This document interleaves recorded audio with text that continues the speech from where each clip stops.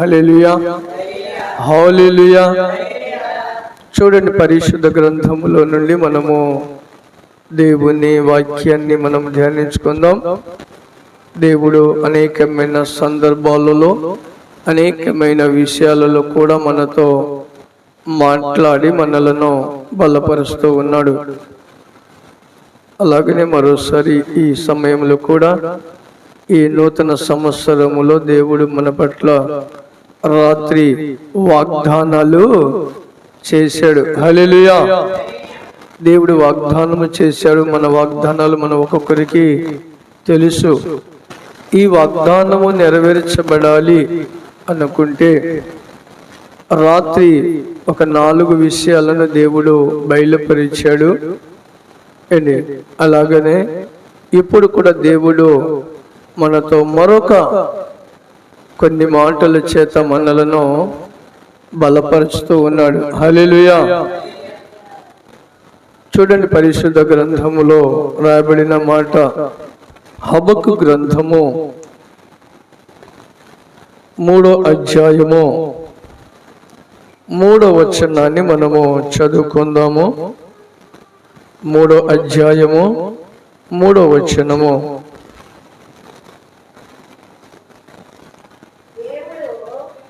హబక్కు గ్రంథము 3వ అధ్యాయము 3వ వచనము.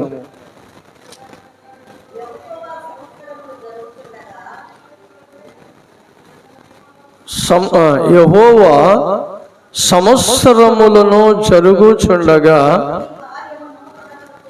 నీ కార్యములను నూతన పరుచుము. సంవత్సరములను జరుగుచుండగా దానికి తెలియచేయుము. హల్లెలూయా. ఇక్కడ సంవత్సరము జరుగుచుండగా నీ కార్యములను నూతన పరుచుము. అంతేగమ్మా. ఎందుకంటే నా దాంట్లో కొద్దిగా ఈ రెఫరెన్స్ బైబుల్లో కొద్ది తేడా ఉంది. నీ కార్యము నూతన పరుచుము. సంవత్సరములను జరుగుచుండగా దానికి తెలియచేయుము. హల్లెలూయా, హల్లెలూయా. చూడండి, ఇక్కడ మనము దీంట్లో 2 విషయాలు మనకు చాలా చక్కగా రాయబడింది. నీ కార్యము ఏం చేయమంటున్నాడు? నూతన పరచము. హల్లెలూయా. నూతన పరచడము, నూతన పరచబడాలి. నూతన పరచబడకపోతే దేవుడు ఏ కార్యం విషయమైనా కూడా ముందుకు రాడు. ఎందుకంటే యేసు ప్రభు సువార్తను ప్రకటిస్తూ ఉన్న సందర్భములో ఒక ఉపమానాన్ని తెలియపరిచాడు. తను చెప్పిన ఉపమానములలో ఇదే వాక్యాన్ని అక్కడ రాశాడు. లూకా సువార్త 5వ అధ్యాయము 37వ వచనం కానీ మనం చదివితే నూతనమైన వాటి గురించి కొన్ని సందర్భాలు అక్కడ బయలుపరిచాడు దేవుడు. చూడండి, ఎవడును పాత తిత్తిల్లో కొత్త ద్రాక్షారసము పోయరు. చూడండి, పోసిన ఎడల కొత్త ద్రాక్షారసము తిత్తులను పిగులుచును, రసము కారిపోవును, తిత్తులను పాడగును. అయితే కొత్త ద్రాక్షారసము కొత్త తిత్తిలో పోయవలెను. పాత ద్రాక్షారసము తాగిన వెంటనే కొత్త దానిని చూడండి. హల్లెలూయా. ఇక్కడ మనం గమనించినప్పుడు ఈ 3 వచనాలలో ప్రాముఖ్యమైన విషయాలు ఉంది. అక్కడ హబక్కు గ్రంథములో రాయబడినట్టుగా హబక్కు ప్రవక్త చెప్పినట్లుగా దేవా నీ కార్యములను నూతన పరచుము. హల్లెలూయా. అంటే నేను నూతన పరచాలి అంటే ఇక్కడ ప్రభు మాట్లాడుతున్న మాటలు. అక్కడేమో ప్రవక్త అడుగుతున్నాడు. అక్కడ ప్రవక్త ఏమని అడుగుతున్నాడు? నీ కార్యములను నూతన పరచుము. హల్లెలూయా. అది ఇక్కడికి వచ్చిన తర్వాత ప్రభు మాట్లాడుతున్నాడు ఈ లూకాసు వార్తలో. అయితే నా కార్యములను నూతన పరచాలి అనుకుంటే ఈ మాటలు మీరు వినండి అంటున్నాడు ఆయన. ఏ మాటలు? ఎవడును పాత తిత్తిలో కొత్త ద్రాక్ష రసము పొయ్యడు. హల్లెలూయా, హల్లెలూయా అన్నప్పుడు ఈ మాటకి అర్థం ఏంటంటే దేవుడు మనకిచ్చిన ఆన్సరు,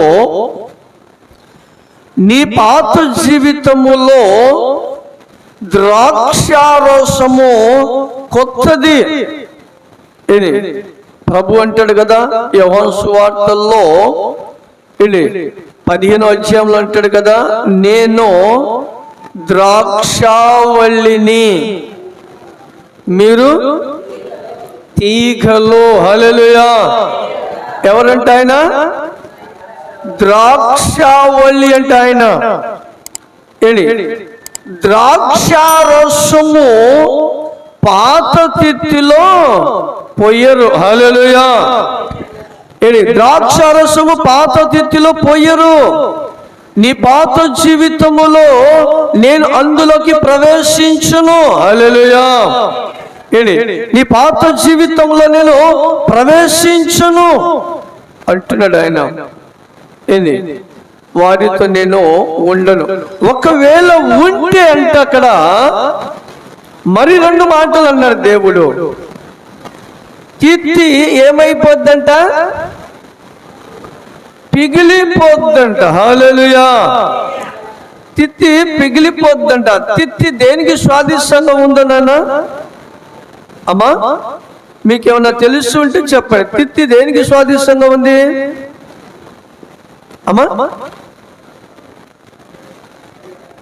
మన శరీరానికి స్వాదిష్టంగా ఉంది. హల్లెలూయా, హల్లెలూయా. తిత్తి మనకు స్వాదిష్టంగా ఉంది. ద్రాక్షారసము దేవునికి స్వాదిష్టముగా ఉంది.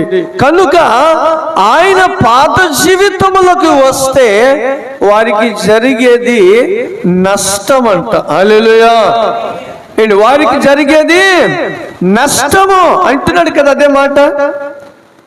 పాత తిత్తిలో కొత్త ద్రాక్షారసం పోస్తే అది పిగిలిపోద్దంటే నష్టము కలుగుద్ది. హల్లెలూయా.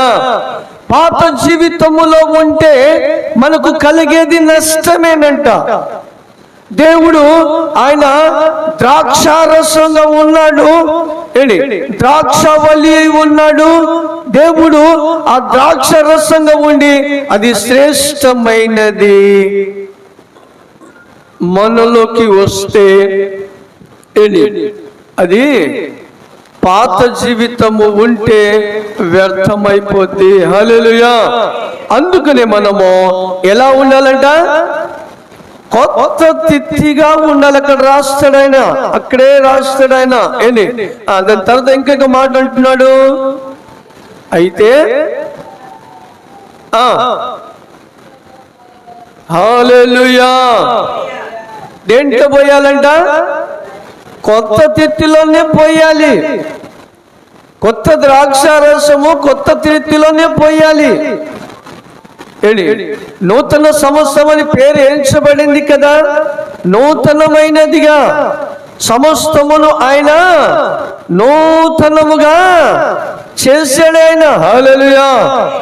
దేవుడు సమస్తమును ఆయన ఏం చేశాడు? నూతనముగా చేశాడు ఆయన. నూతనంగా చేసినప్పుడు, నూతనంగా ఏర్పరచబడినప్పుడు ఈ నూతన సంవత్సరములో ప్రవేశించే వాళ్ళు మనం అందరము ఎలా ఉండాలంటున్నాడు ఆయన? నూతనమైన వారిగా ఉండాలి. హల్లెలూయా. నూతనమైన వారిగా ఉండాలి. పాత జీవితం అంతటిని కూడా ఆయన తీసివేయండి అంటాడు. హల్లెలూయా, హల్లెలూయా. మరొక మాటలు చూడండి, ఇక్కడ 15వ అధ్యాయము 7వ వచనం చదువుకుందాం. లూకా సువార్తలోనే 15వ అధ్యాయము 7వ వచనాన్ని చదువుకుందాం. అటువలే మారు మనస్సు అక్కరలేని నీతిమంతుల విషయమై కలుగు సంతోషము కంటే మారు మనసు పొందు ఒక పాపి విషయమై పరలోకమందు ఎక్కువ సంతోషము కలుగునంట. హల్లెలూయా. ఎక్కువ సంతోషం కలుగుతుందంటండి. దేని విషయంలో అంటున్నాడు? మారు మనస్సు. ఏంది? మన మనస్సు మార్చబడినప్పుడు, మన స్థితిగతులు క్రొత్తగా ఎంచబడినప్పుడు, మనము నూతనముగా ఆయనకి కనబడినప్పుడు. హల్లెలూయా. నూతనమైన సౌభాన్ని నేను మీకు కలుగ చేస్తానన్నాడు దేవుడు. నూతనమైనది. నూతన సంవత్సరంలో ప్రవేశించాము. నూతన సంవత్సరంలో ప్రవేశించాము కనుక నూతన కార్యము దేవుడు చేయటానికి ఆయన యందు మనం ఎలా ఉండాలంట? అంతకు ముందు పోయిన సంవత్సరములో ఒకవేళ నూతన శరీరమును, నూతన మనస్సును, నూతన ఆలోచన రాకపోతే అంట, ఈ సంవత్సరములో నువ్వు రాత్రిగా నువ్వు దేవుని వాక్యాన్ని విన్న తర్వాత నువ్వు మారు మనసు పొందగలిగినట్టయితే ఇప్పుడంట దేవుడు ఏం చేస్తాడంట? సంతోషిస్తాడంట. హల్లెలూయా. సంతోషిస్తాడంట. మనం ఎప్పుడైతే మనస్సు మార్చుకుంటామో, మన మనస్సు మార్చబడతామో, అప్పుడంట దేవుడికి ఏమొస్తుంది?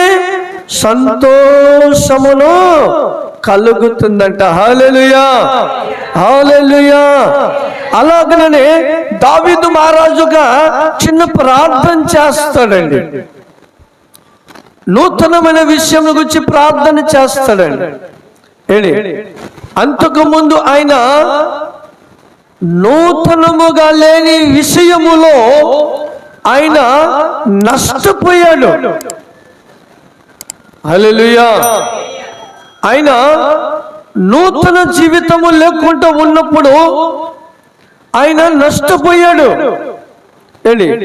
తను తిత్తిని పరిశుద్ధ పరుచుకున్నప్పుడు అక్కడ ఆయనకి నష్టం జరిగిందండి. ఎందుకు నష్టం జరిగింది? ఎలా నష్టం జరిగింది ఆయనకి?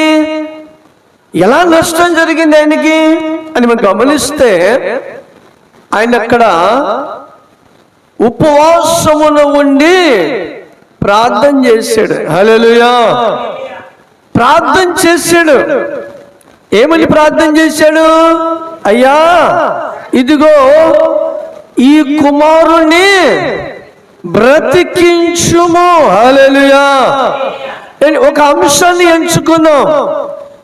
అతడు తన కుమారుడు కావచ్చు, లేతే ఆయనకున్న సమస్యల గురించి కావచ్చు. ఆయన అక్కడ ఏం చేశాడు? ఉపవాసము ఉన్నాడు. హల్లెలూయా. ఏం చేశాడు? ఉపవాసం ఉండి ప్రార్థన చేస్తూ ఉన్నాడు. హల్లెలూయా. ఉపవాసం ఉండి ప్రార్థన చేస్తూ ఉంటే ఉపవాసము ఉన్నాడు. రెండోది ప్రార్థన చేశాడు, కానీ అంశము నెరవేర్చబడల. కారణం ఏంటి మీరు గమనించండి. ఎందుకు ఆ కార్యం జరగల? ఎందుకు కార్యం జరగలేదంటే ఆయన అడుగుతుంది కార్యమును చేసే వ్యక్తి నూతనమైన వ్యక్తి. ఇతను దేంట్లో ఉన్నాడు? ఇంకా పాత స్వభావములో ఉన్నాడు. హల్లెలూయా. పాత ఆలోచనల్లో ఉన్నాడు, పాత స్థితిగతుల్లో ఉన్నాడు. ఎప్పుడైతే మనము పాత జీవితములో ఉండి ఉపవాసం ఉండినా, ప్రార్థనలు చేసినా, మేలులు చేసినా, అనేకమైన ప్రజలకు ప్రయోజకరులుగా కనబడినా అది మనకు ప్రయోజకరముగా ఉండదు. హల్లెలూయా. అక్కడక్కడ కూడా భోజనాలను ఏర్పాటు చేస్తూ ఉంటారు, పేదవాళ్ళకి భోజనాలు ఏర్పాటు చేస్తూ ఉంటారు. ఎందుకని? ఏం రావాలని? పుణ్యం రావాలని. పేదలకు భోజనం పెడితే పుణ్యం రావాలని భోజనాలు పెడతా ఉంటారు. దేవుడు ఆ భోజనం పెట్టడం వలన నీకు ఆశీర్వాదం ఏమీ రాదు. హల్లెలూయా. ఏమి రాదు. దేవుడు ఇక్కడ ఇస్తున్న మాట ఏంటంటే, ఆయన చెబుతున్న మాట ఏంటంటే, దావీదు అదే పరిస్థితుల్లో ఉన్నాడు, రాజువుగా ఉన్నాడు. మనం విశ్వాసిగా ఉన్నాము. మనము విశ్వాసిగా ఉండి కూడా మన జీవితము మార్చబడకుండా మనము ప్రార్థన చేయగలిగితే, మరొక చోట అంటాడు, ప్రభు అంటాడు, నా చిత్త ప్రకారంగా మీరు చెయ్యకుండా ప్రభువా ప్రభు అన్ను పిలుచుట ప్రయోజనము లేదు అంటాడు. హల్లెలూయా. ఏమంటాడు ఆయన? దేవుని చిత్త ప్రకారంగా నువ్వు చెయ్యకుండా ఉపవాసములను ఉండి ప్రార్థనలు చేస్తున్నా అది ప్రయోజనము లేదు. హల్లెలూయా. మరొక మాట యెషయా గ్రంథములో అంటాడు, యెషయా గ్రంథములో అంటాడు ఆయన, 58వ అధ్యాయములో అంటారు, అక్కడ ఉన్న ప్రజలు వచ్చి ఆయనను అడుగుతున్నారు, అయ్యా మేము ఉపవాసములను ఉండి మా శరీరములను మేము ఆయాసపరుచుకుంటూ ఉన్నాము, నువ్వు ఎందుకు మమ్ములను చూడట్లేదని ప్రజలు వచ్చి ప్రభు దగ్గర అడుగుతూ ఉన్నారండి. హల్లెలూయా. హల్లెలూయా. ఎవరి దగ్గరికి వచ్చారు ప్రజలు? దేవుని దగ్గరికి వచ్చి అడుగుతూ ఉన్నారు. అప్పుడు ప్రభు అంటాడు అక్కడ, మీరు ఉపవాసము ఉండేటప్పుడంట ఏం చేస్తున్నారంట? ఉపవాసం ఉండేటప్పుడు మీరు మీ వ్యాపారము చేస్తూ ఉన్నారు,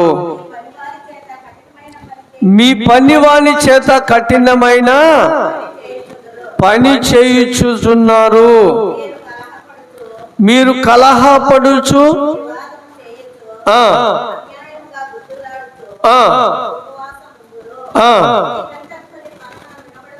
మీ కంఠధ్వని పరమున వినబడునట్లుగా.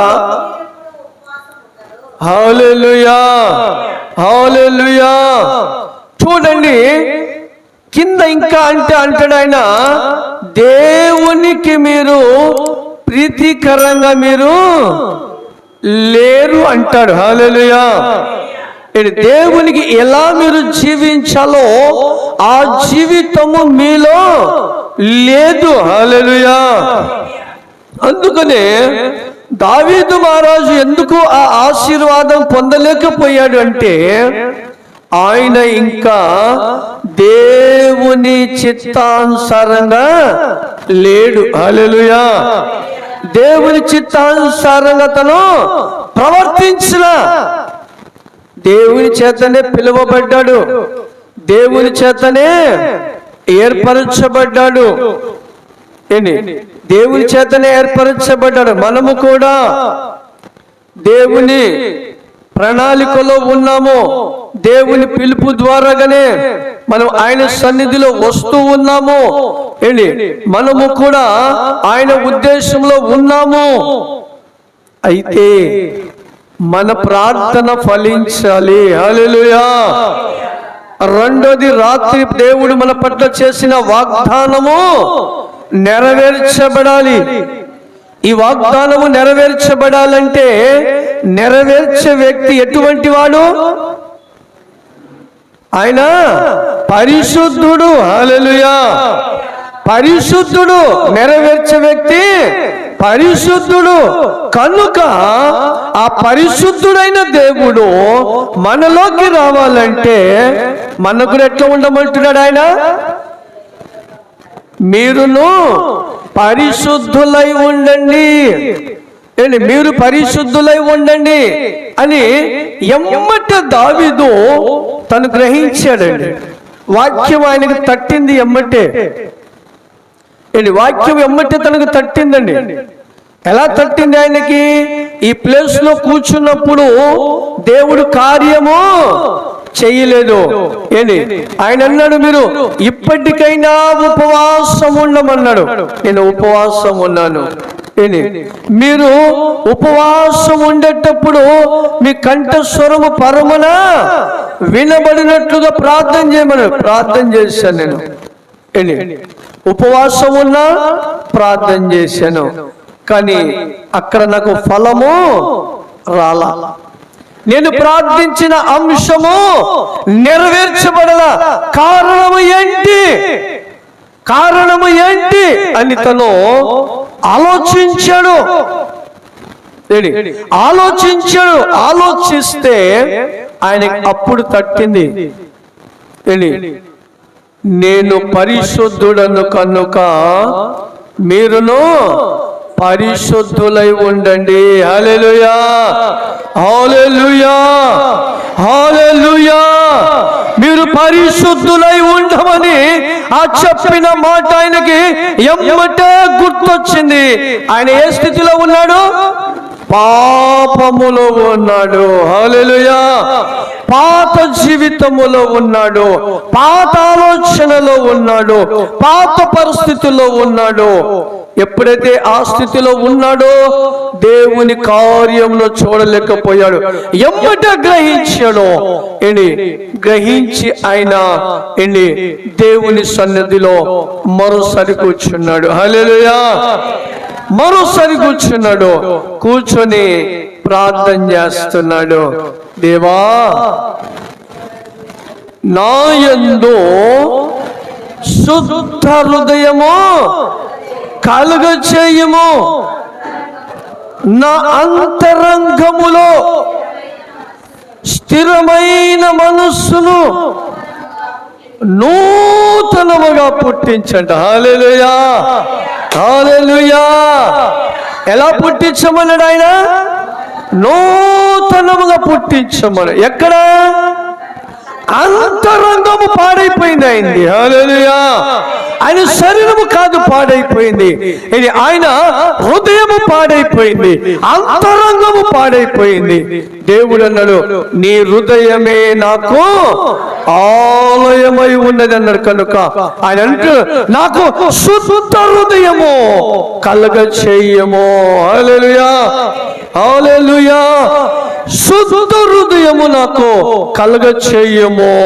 అంతరంగములో ఉన్న ఎక్కడ? అంతరంగములో అంట స్థిరమైన మనస్సు నాకు నూతనముగా పుట్టించు. హల్లెలూయా. నూతనముగా నాకు పుట్టించు. ఎమ్మటే ఆయన ఆ పని చేశాడు. హల్లెలూయా.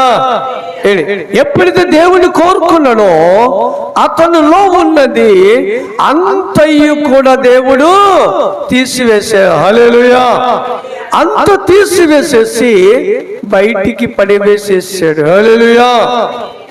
అలాగనే దేవుడు రాత్రి మన పక్షంగా వాగ్దానము చేశాడు కదా, ఒక్కొక్కరి పట్ల ఒక్కొక్క వాగ్దానము చేశాడు. కనుక ఈ వాగ్దానాలు అన్ని కూడా నెరవేర్చబడాలంటే దేవుడు మరొక తరము ఈ రోజు మనతో ఇప్పుడు మాట్లాడాడు.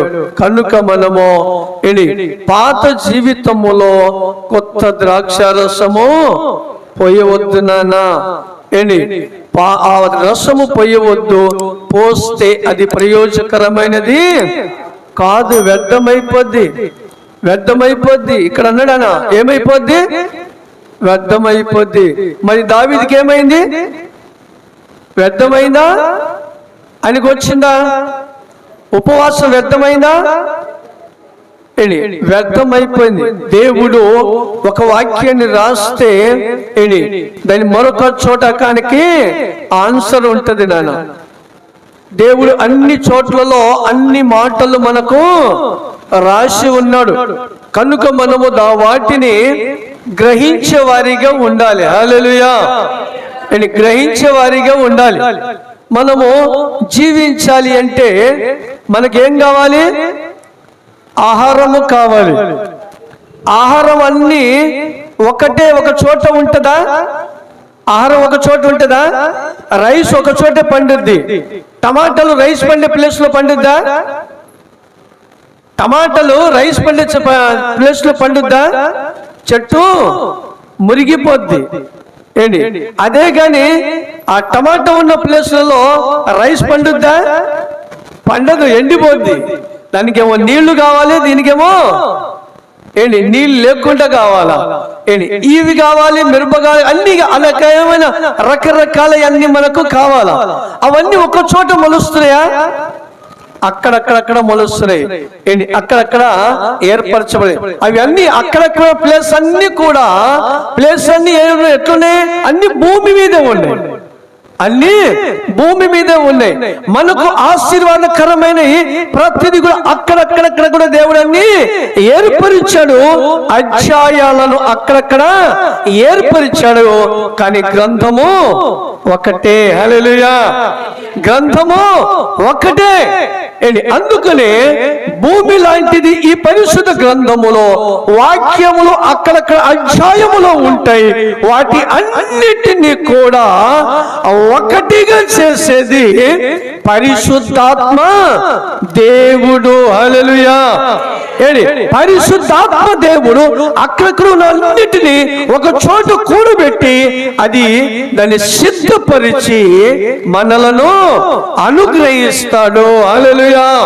అందుకనే ఈ రోజు దేవుడు మనతో మాట్లాడిన మాట ఏంటంటే, ఇక్కడ దేవా సంవత్సరములను జరుగుచూ ఉండగా నీ కార్యములను నూతన పరచుము అన్నాడు. హల్లెలూయా.